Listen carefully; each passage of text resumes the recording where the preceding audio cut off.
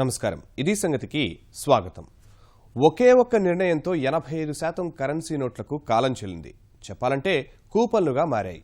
కొన్ని ప్రత్యేక ప్రదేశాల్లో తప్ప మిగిలిన అన్ని చోట్ల అవి చిత్తు కాగితాలయ్యాయి. ఆ నోట్లకు అంతే విలువైన కొత్త పైకం పొందాలంటే అన్ని ఆధారాలు, గుర్తింపు పత్రాలు సమర్పించాలి. ఇది ప్రస్తుతం నడుస్తున్న సంగతి. కానీ అసలు విషయం ఇంకా మొదలే కాదు. బ్యాంకులు, ఏటీఎంల ముందు జనం బారులు, విపక్షాల విమర్శలు, ఆరోపణ అస్త్రాలు ఇంతవరకే చూస్తున్నారు. మరోవైపు మాత్రం నల్ల కుబేరులు, అక్రమార్కుల వెన్నులో వణుకు పుట్టిస్తోంది కేంద్ర ప్రభుత్వం. బినామీలు, బంగారు బాబుల లెక్కలన్నీ ఎక్కడికక్కడ సరిచేసేందుకు రంగం సిద్ధం చేయడమే అందుకు కారణం. ఊహించని ఆ చర్యలతో గొంతులో పచ్చివెలక్కాయ పడ్డ పరిస్థితి పన్ను ఎగవేతదారులది. ఆదాయ పన్ను, రెవెన్యూ శాఖలకు సంబంధించిన వివిధ విభాగాలు ఎవరికి వారు నిశ్శబ్దంగా పనిచేసుకుపోతున్నారు. అతి తెలివికిపోయిన పెద్దలకు ఇప్పటికే తాకీదులతో చెమటలు పట్టిస్తున్నారు. అక్రమార్కులకు ప్రధాని హెచ్చరికల అసలు వాడి వేడి ఏంటో తెలియజేస్తున్నారు.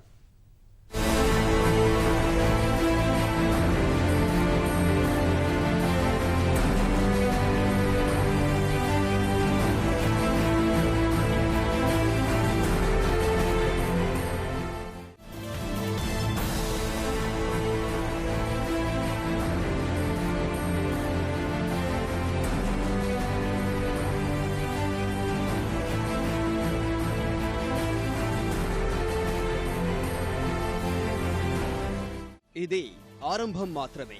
ముందుంది అసలు కథ. నల్ల కుబేరులు, అక్రమార్కులకు ప్రధానమంత్రి నరేంద్ర మోదీ చేస్తున్న హెచ్చరిక ఇది. పెద్ద నోట్ల రద్దుపై ఏమాత్రం వెనక్కి తగ్గేది లేదన్న ప్రభుత్వం అందుకు తగ్గట్టే మరింత ధీటైన కార్యాచరణ రూపొందిస్తోంది. ఒక్కొక్కటిగా ఉచ్చులు బిగిస్తూ పన్ను ఎగవేతదారుల భరతం పట్టేందుకు పక్కాగా రంగం సిద్ధం చేస్తోంది. రకరకాల మార్గాల్లో పన్నులు ఎగ్గొట్టి పబ్బం గడుపుతున్న చీకటి శక్తుల గుండెల్లో రైళ్లు పరిగెట్టిస్తున్న పరిణామాలివి. ఎక్కడా ఎవరూ నేరుగా బయటపడ్డం లేదు గాని కట్టుతప్పిన వారిలో ఇప్పటికే ఈ పరిణామాలు ప్రకంపనలు పుట్టిస్తున్నాయి. ఇక చర్యలే అంటున్న ప్రభుత్వం ఏ రూపంలో మీదకు రానుందో అని ఎవరికి వారు వణుకుతున్నారు. ముఖ్యంగా లెక్కల్లోకి రాకుండా రోజువారీనే కోట్ల రూపాయల లావాదేవీలు చక్కబట్టే ఎందరికో కాళ్లు చేతులు ఆడడం లేదు.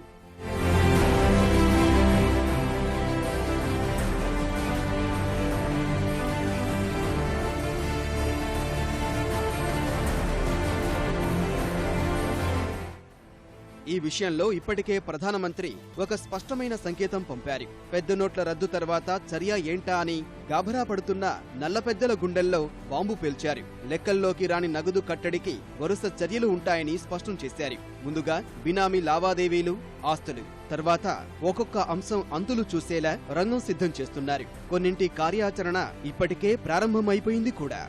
ప్రస్తుతం భారీగా పోగుపడుతున్న డిపాజిట్లకు సంబంధించి కూడా పక్కా ఏర్పాట్లు జరిగిపోయాయి. కొత్తగా తెచ్చిన ఆటోమేటిక్ వెరిఫికేషన్ సాఫ్ట్వేర్ ద్వారా ఎక్కడికక్కడ డిపాజిట్ల సమాచారం ఆదాయ పన్ను శాఖకు చేరిపోతోంది. అనుమానాస్పద లావాదేవీలకు సంబంధించి ఐటీ నోటీసులు ఇవ్వడం కూడా మొదలు పెట్టారు.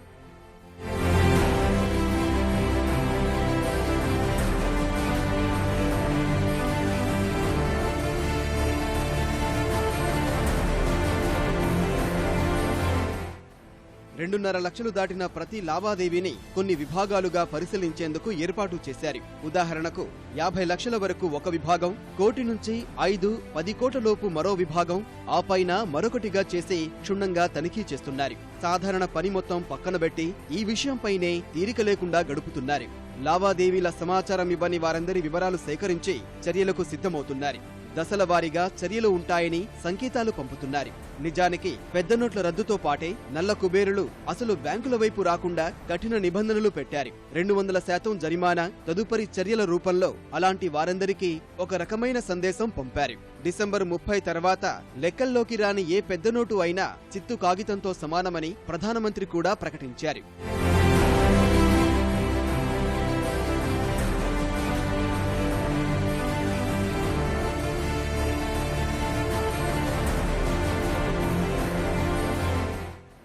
ఇన్ని పక్కా ఏర్పాట్లు చేసినా కొన్ని చోట్ల నల్ల కుబేర్లు తోక జాడిస్తూనే ఉన్నారు. తమ భారీ మొత్తాలను చిన్న చిన్న విభాగాలుగా చేసి వేరువేరు ఖాతాల్లోకి మళ్లించే ప్రయత్నం చేస్తున్నారు. మొదటి 2-3 రోజుల్లోనే అందుకు సంబంధించి వచ్చిన సమాచారంతో కేంద్రం, ఆర్బీఐ అప్రమత్తమయ్యాయి.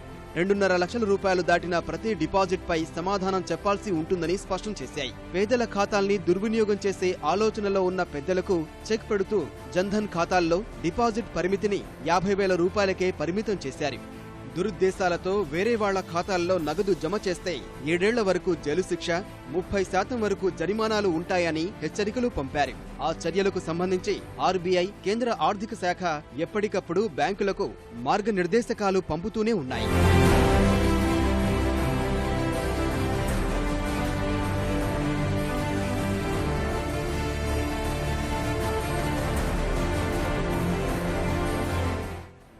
అవిగాక ప్రధానమంత్రి బినామీ లావాదేవీలపైనే తదుపరి గురి అని ప్రకటించడం వెనక స్పష్టమైన కారణాలు ఉన్నాయి. 10 ఏళ్ల యూపీఏ జమానానే తీసుకుంటే ఒకటా రెండా ఎన్నో కుంభకోణాలు. ఒకటిని మించిన కుంభకోణం మరొకటి. 1,70,000 కోట్ల రూపాయల 2G కుంభకోణం, 1,86,000 కోట్ల రూపాయల బొగ్గు కుంభకోణం, అంతకుముందు కామన్వెల్త్ క్రీడల ఏర్పాట్లలో కుంభకోణం. ఖనిజ వనరులు, దేశ సంపద యథేచ్ఛగా లూటీ జరిగిందని తీవ్రస్థాయిలో ఆరోపణలు వెల్లువెత్తాయి. కాగ్ నివేదికలు ప్రభుత్వాల తీరుని అభిశంసించాయి. అలా ప్రతి చోట వేలు, లక్షల కోట్ల రూపాయల ప్రజాధనం పక్కదారి పట్టింది. మరి ఆ మొత్తం ఎక్కడికి పోయింది? ఎవరి చేతుల్లో ఉంది? ఇప్పటికీ చాలా మందికి అంతుచిక్కని ప్రశ్నలివి. అందులో చాలా మేరకు రకరకాల రూపాల్లో బినామీ ఖాతాల్లోకి, బినామీ పేర్ల మీద పెట్టుబడులు, కొనుగోళ్ల రూపంలోకి మళ్లిందనేది కొద్దిమందికే తెలిసిన విషయం. అందుకు సంబంధించి మహామహులే తీవ్ర ఆరోపణలు ఎదుర్కొంటున్నారు.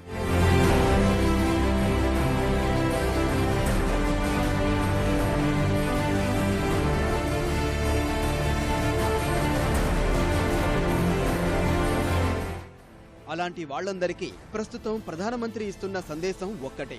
ఎన్ని వేల కోట్లు దోచుకున్న బడాబాబులైనా 2,000, 4,000 రూపాయల కోసం బ్యాంకుల ముందు లైన్లో నిల్చుని తీరాల్సిందే. అదే సమయంలో పీకల్లోతు అవినీతి, అక్రమాల ఆరోపణల్లో కూరుకుపోయిన వారా తమను విమర్శించేది అని కొందరు గురువిందెల తీరుని ఎండగడుతున్నారు. ఆ మాటల వాడివేడి తెలిసేలానే బినామీ ఆస్తుల సవరణ చట్టాన్ని ఇప్పటికే పట్టాలెక్కించారు. ఈ ప్రభుత్వానికి నిజాయితీ పరులను నష్టం చేసే ఆలోచన ఏమాత్రం లేదని, అదే సమయంలో అవినీతి, అక్రమాలకు పాల్పడిన వారిని వదిలిపెట్టే ప్రసక్తే లేదంటున్నారు. 50 రోజులు నాతో ఓపిక పట్టండి అంటూనే దేశం దోపిడీకి గురి అయిందా లేదా అని సూటిగా ప్రశ్నిస్తున్నారు.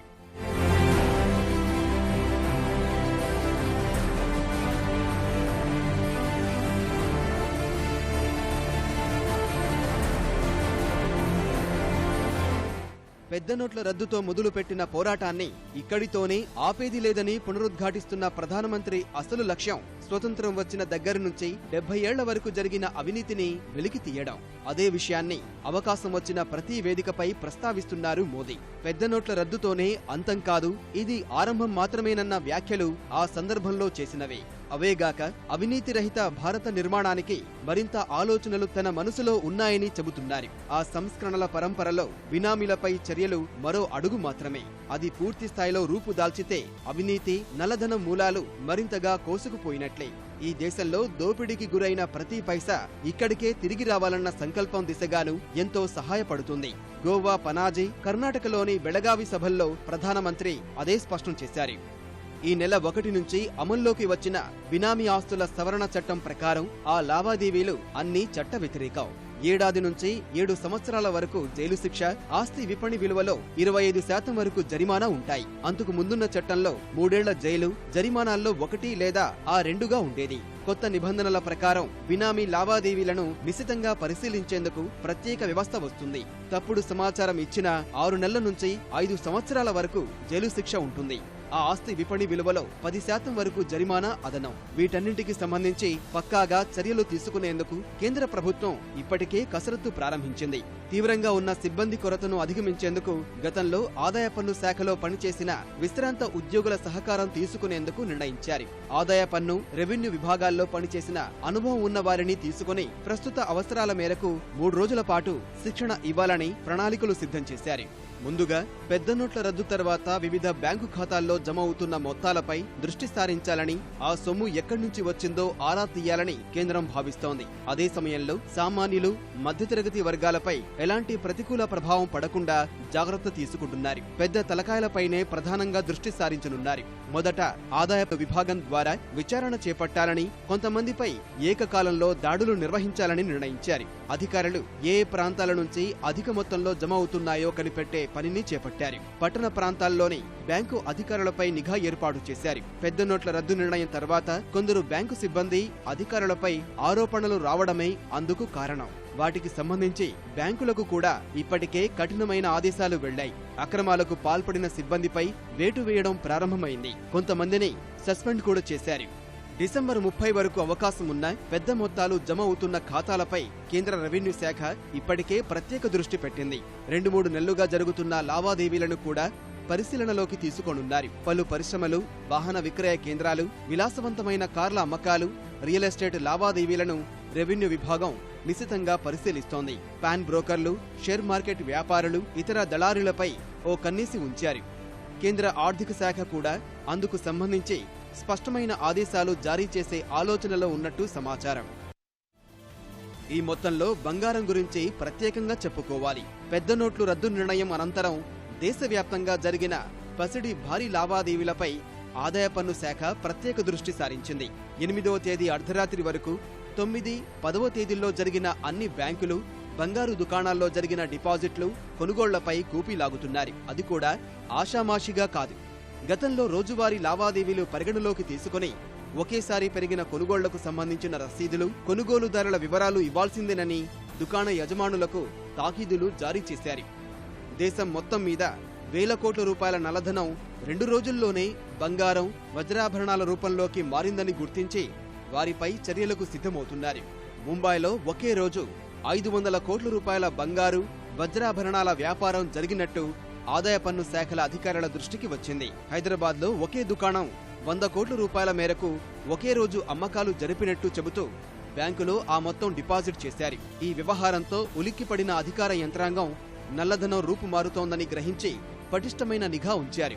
అమ్మకాలు భారీగా జరిపినట్టు చెబుతున్న దుకాణాల వద్ద సీసీటీవీ వీడియో టేపులు స్వాధీనం చేసుకోవడం సహా రసీదులు, కొనుగోలుదారుల వివరాలు ఇవ్వాల్సిందేనని నోటీసులు జారీ చేశారు. ఆ దెబ్బకు దిక్కుతోచని పరిస్థితి ఎదుర్కొంటున్న దుకాణదారులు, కొనుగోలుదారులు బిక్కుబిక్కుమంటూ గడుపుతున్నారు.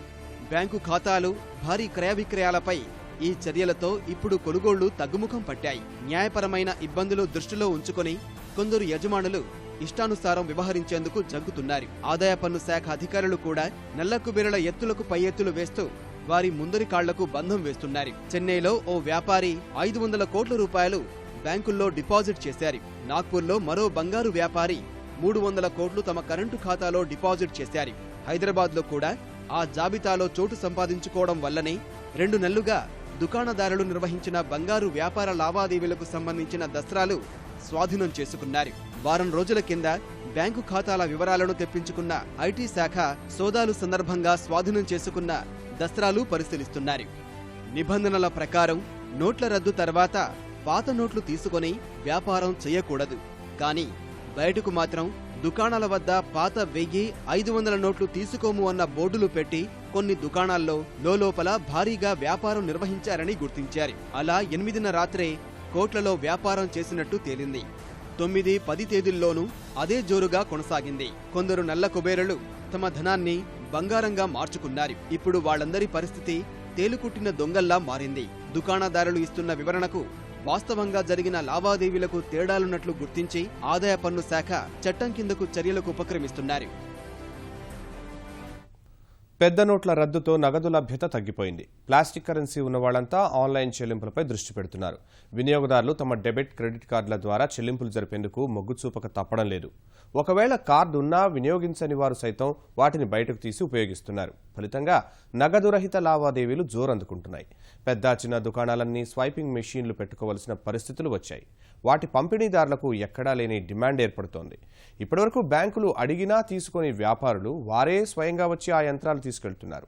కరెంటు ఖాతా ఉన్న ఖాతాదారులకు కొన్ని బ్యాంకులు వీలైనంత తొందరగా అందజేస్తుండడం వల్ల వినియోగం ఇంకాస్త పెరిగింది. మరింతగా ప్రోత్సహించడానికి ప్రభుత్వం కూడా ఆ దిశగా అనేక మినహాయింపులు కల్పిస్తోంది. ఈ చెల్లింపులకు కొత్త ఊతం అందిస్తోంది.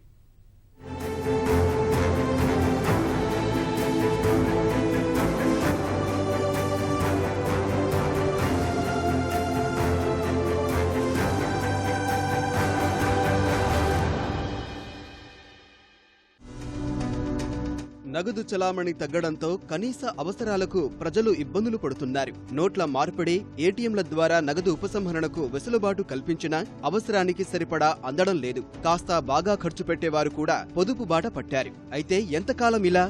అందుకే చాలా మంది ఆన్లైన్ చెల్లింపుల బాట పట్టారు. కొనుగోళ్లకు ఇవి ప్రత్యామ్నాయంగా మారాయి. దీంతో వీటి అవసరం వినియోగదారులకు బాగా తెలిసి వస్తోంది. షాపింగ్ మాల్స్ నుంచి కూరగాయల దుకాణాల వరకు ప్లాస్టిక్ కార్డులే వాడుతున్నారు. అయితే ఇక్కడ కొన్ని ఇబ్బందులు తప్పడం లేదు. కార్డులు ఉన్నా వాటిని ఉపయోగించలేకపోయేవారు చాలా మంది. కారణం, చాలా మంది వ్యాపారుల వద్ద స్వైపింగ్ మిషన్లు లేకపోవడమే. పెద్ద నోట్ల రద్దు అయిన తర్వాత ఈ పరిస్థితి మారిపోయింది. నగదు లభ్యత లేని కారణంగా కొనుగోళ్లు మందగించడం వల్ల ఇప్పటి వరకు స్వైపింగ్ మిషన్ల పట్ల ఆసక్తి చూపని వారు సైతం వాటిని అడిగి మరీ పెట్టుకుంటున్నారు.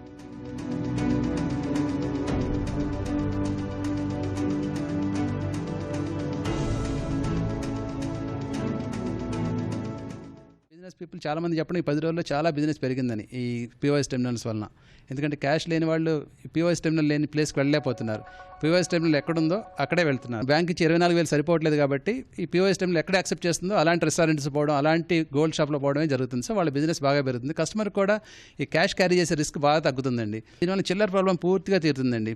ఈ POS టెర్మినల్లో ఇంకో ఉన్న మంచి అవకాశం ఏంటంటే దీంట్లో ₹100 నుంచి 2,000 వరకు క్యాష్ కూడా డ్రా చేసుకోవచ్చు. మన ఎమర్జెన్సీ పొజిషన్లో మనం ఒక షాప్కి వెళ్ళేసి అక్కడ స్వైప్ చేస్తే అతను 2,000 ఇస్తాడు.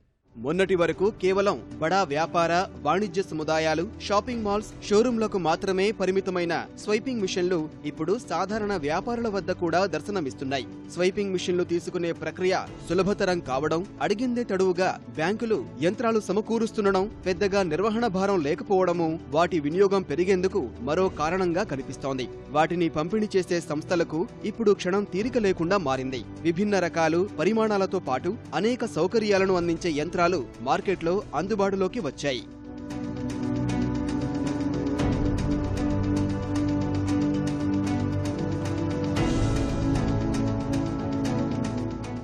ప్రతి వాళ్ళు కూడా POS మిషన్ వాడుకోవడం కూడా అంత పెద్ద కష్టమైన విషయం ఏం కాదు. అది ఇవాళ యాక్చువల్గా బ్రాంచుల్లో కూడా మేము POS మిషన్ లాగే GCC మిషన్స్ అని ఉన్నాయి.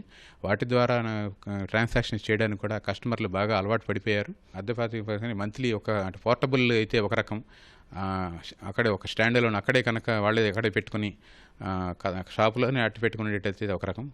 పోర్టబుల్ అయితే కొంచెం ఎక్కువ ఉంటుంది, ₹400 ఆ రేంజ్లో ఉంటుంది. రకరకాల అంటే ఉండేటువంటి POSలను బట్టి వాటికి ఉండేటువంటి ఛార్జెస్, రెంట్స్ కూడా వ్యారీ అవుతున్నాయి. కాబట్టి అందరికీ కూడా అందుబాటులోనే ఉన్నాయి. అవి అందుబాటులో లేనివి ఏం లేదు. దాదాపుగా ఓ మోస్తరు వ్యాపారం జరిగే ప్రతి చోట POSలు లేదా స్వైపింగ్ మిషన్లు పెట్టుకోవడం వల్ల నగదు రహిత సేవల వినియోగం పెరుగుతుంది. బ్యాంకుల నుంచి ఉపసంహరించుకునే 2,000 నోట్లకు చిల్లర దొరక్కపోవడం కూడా కార్డుల వినియోగం పెరగడానికి కారణమవుతోంది. ఆర్థిక వ్యవహారాల్లో పారదర్శకత పెంచడం, నల్లధనం వ్యవస్థను సమూలంగా నిర్మూలించడం, అవినీతి అక్రమాలను నిరోధించే లక్ష్యంతో కేంద్ర ప్రభుత్వం పెద్ద నోట్ల రద్దు నిర్ణయాన్ని తీసుకుంది. ఈ పరిణామం నగదు రహిత లావాదేవీలు పెరగడమే కాక స్వైపింగ్ యంత్రాల వినియోగం పెరిగేందుకు దారితీసింది. ఈ నగదు రహిత వినియోగం వల్ల సరళమైన పారదర్శక సేవలు అందుబాటులోకి రావడమే గాక ప్రభుత్వానికి ఆదాయం పెరుగుతుంది. ప్రతి పైసాకు లెక్కలు ఉండడం వల్ల ప్రభుత్వాలకు రావాల్సిన పన్నులకు ఢోకా ఉండదు.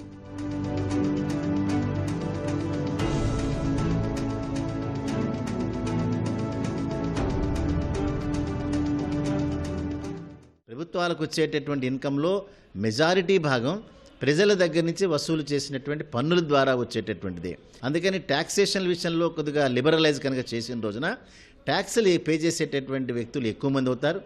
ఎక్కువ ట్యాక్సులు కనుక ఈ రకంగా వసూలు చేసిన రోజున అది తిరిగి ప్రజలకే డైరెక్ట్గా అయ్యేటటువంటి అవకాశాలు ఉంటాయి. కాబట్టి ఈ రకమైనటువంటి ఆన్లైన్ ట్రాన్సాక్షన్స్ కానీ, అదే రకంగా ప్లాస్టిక్ కార్డుల వినియోగంతో చేసేటటువంటి ట్రాన్సాక్షన్స్ కానీ కంప్లీట్గా 100% వైట్ ట్రాన్సాక్షన్స్ ఉంటాయి. కాబట్టి వాటి మీద పే చేసేటటువంటి పన్నులు ఏవైతున్నాయో అది ప్రభుత్వానికి డైరెక్ట్గా చేరుతాయి.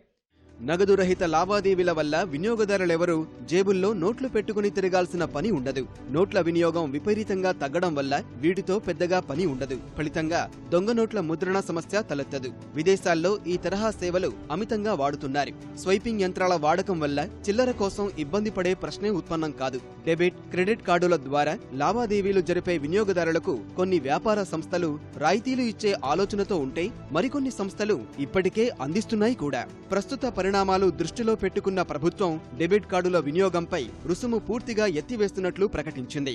రైల్వే శాఖ ఆన్లైన్లో రైలు టికెట్ బుకింగ్ కు డిసెంబర్ 31 వరకు సేవా రుసుము రద్దు చేసింది. ట్రాయ్, యుఎస్ఎస్డి ఛార్జీలను ₹50 నుంచి 50 పైసలకు తగ్గించింది. దేశవ్యాప్తంగా 65% మంది స్మార్ట్ ఫోన్లు వినియోగిస్తున్నందున డిజిటల్ లావాదేవీలపై సేవా రుసుము పూర్తిగా తీసివేసింది.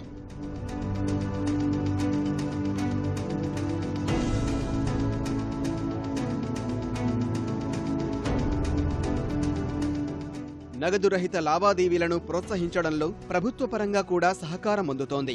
రైతు బజార్లు, ప్రభుత్వ బిల్లులు, పన్నులు, ఇతరత్రా చెల్లింపుల కోసం యంత్రాల వాడకం పెరిగేలా చూస్తున్నాయి. స్వల్ప పరిమాణంలో ఉండే అత్యాధునిక యంత్రాలు సైతం మార్కెట్లో అందుబాటులోకి వచ్చాయి. వీటిని ఇంటర్నెట్ ఉన్న స్మార్ట్ ఫోన్ నుంచి బ్లూటూత్ ద్వారా వినియోగించే సౌలభ్యం కూడా ఉంది. హైదరాబాద్తో పాటు బెంగళూరు, ఢిల్లీ, ముంబై లాంటి మెట్రో నగరాల్లో ఇప్పటికే వీటి వినియోగం జోరందుకోగా ద్వితీయ, తృతీయ శ్రేణి నగరాల్లోనూ శరవేగంగా విస్తరిస్తున్నాయి. అక్కడక్కడ కిరాణా దుకాణాలు, కిల్లీ కొట్లు సైతం వీటి వినియోగం వైపు మళ్లుతున్నాయి. స్వైపింగ్ యంత్రాలు కొనుగోలు చేయలేని వారి కోసం అద్దె రూపంలోనూ ఇవి అందుబాటులోకి వస్తున్నాయి. నెలకు సుమారు ₹300 వరకు అద్దెకు లభిస్తున్నాయి. కొనుగోలు చేయాలనుకున్న వారికి ₹5,500 వరకు అందుబాటులో లభిస్తున్నాయి. ₹10 నుంచి ₹2 లక్షల వరకు ఈ యంత్రాల ద్వారా చెల్లించే వెసులుబాటు ఉండడం, క్షణాల్లో సులభంగా చెల్లింపులు జరుగుతుండడం వల్ల వీటి వినియోగం ఊపందుకుంటోంది.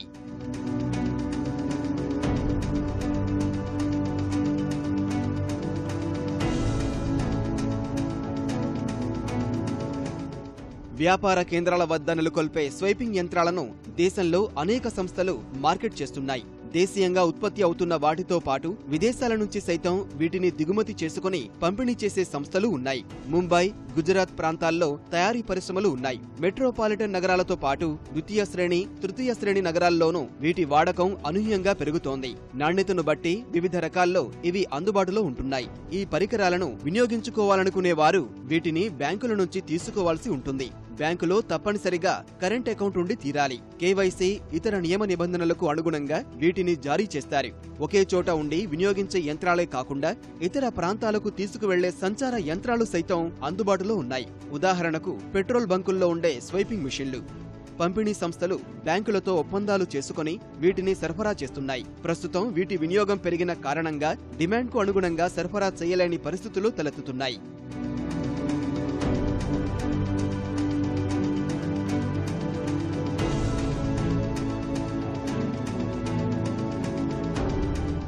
ప్రస్తుతం నగదు రహిత లావాదేవీల్లో వ్యాపార వర్గాలు ఉపయోగించే పాయింట్ ఆఫ్ సేల్స్ యంత్రాలు కాకుండా ఈ వ్యాలెట్లు, మొబైల్ బ్యాంకింగ్లు ఊపందుకున్నాయి. ప్రతి చోట ఈ అవకాశాన్ని సద్వినియోగం చేసుకునేందుకు మొబైల్ వ్యాలెట్ సంస్థలు ప్రయత్నిస్తున్నాయి. పెద్ద నోట్ల రద్దు ప్రకటన తర్వాత పేటీఎం సేవలు వినియోగించుకున్న వారు చాలా మంది ఉన్నారు. ఈ సంస్థ అన్ని రకాల దుకాణాలతో ఒప్పందం చేసుకుని తమ వ్యాలెట్లో నగదు ఉంచుకుంటే దుకాణాల్లో బిల్లులు చెల్లించవచ్చంటూ వినియోగదారులను ఆకర్షించింది. ఈ విధానం సులువుగా ఉండడం వల్ల ఖాతాదారులు మొగ్గు చూపుతున్నారు.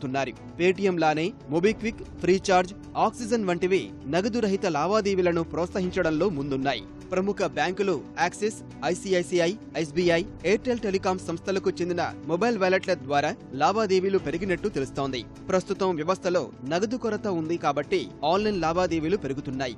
మరి ఒకసారి నగదు లభ్యత పెరిగిన తర్వాత కూడా వీటి వినియోగం ఇలానే ఉంటుందా అన్నది చూడాల్సి ఉంది. అయితే ఒకసారి ఎలక్ట్రానిక్ చెల్లింపులకు అలవాటు పడిన వారు వాటిని అంత త్వరగా విడిచిపెట్టే అవకాశం లేదని అంటోంది అసోచామ్. కొనుగోలుదారులు ఇప్పుడిప్పుడే ఆన్లైన్ లావాదేవీల వైపు మొగ్గు చూపుతుండడం వల్ల వ్యాపారులు కూడా నగదు రహిత చెల్లింపుల విధానానికి మారే అవకాశముందని చెబుతోంది.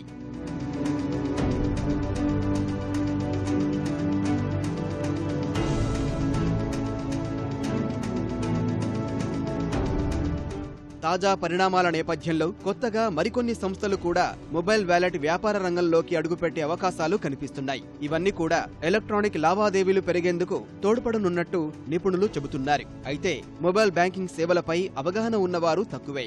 మొబైల్ వ్యాలెట్ సంస్థల గురించి తెలిసిన వారు పరిమితమే. అందువల్లే చాంతాడంత వరుసల్లో నిలబడి తమ ఖాతాల్లోని నగదును ఏటీఎంల ద్వారా ఉపసంహరించేందుకు ప్రయత్నిస్తున్నారే గాని తమ దగ్గర ఉన్న డెబిట్ కార్డు ద్వారా నిత్యావసరాలు కొనుగోలు చేయడం లేదు. ఇప్పుడు తప్పడం లేదు కాబట్టి ప్రస్తుతం ఈ వైఖరిలో మార్పు కనిపిస్తోంది. అందుకే ఈ వ్యాలెట్ సంస్థలను ప్రోత్సహించే ఉద్దేశంతో నెలవారీ లావాదేవీ పరిమితిని 20,000 రూపాయలకు ఆర్బీఐ పెంచింది. ముందు ఆ పరిమితి 10,000 రూపాయలుగా ఉండేది. పెద్ద నోట్ల రద్దు అనంతరం ఒక్క పేటీఎంకే రోజుకు 70 లక్షలకు పైగా లావాదేవీలు నమోదైనట్టు తెలుస్తోంది.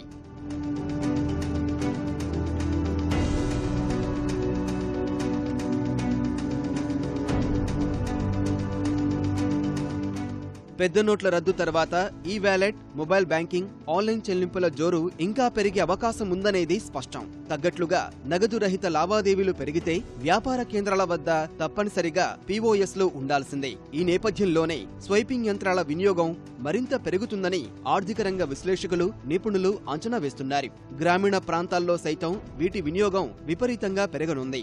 అరటిపళ్లు అమ్మేవారు మొదలుకొని సైకిళ్లపై చిరు వ్యాపారాలు చేసేవారు సైతం వీటిని వినియోగించే రోజులు వచ్చినా ఆశ్చర్యపోనవసరం లేదు. అయితే చాలా మంది వ్యాపారులు కార్డును స్వైప్ చేయాల్సి వస్తే 2% అదనంగా చెల్లించాల్సి వస్తుందని ముందే వినియోగదారులకు నిరాశకు గురి చేస్తుంటారు. ఈ వైఖరి కూడా మారాల్సిన అవసరం ఉంది. అప్పుడు వినియోగదారులు అన్ని రకాల లావాదేవీలు కార్డుల ద్వారానే జరిపేందుకు ఆసక్తి చూపిస్తారు. అప్పుడు మోదీ డిజిటల్ ఇండియా కల నెరవేరడానికి ఎంతో కాలం పట్టదు.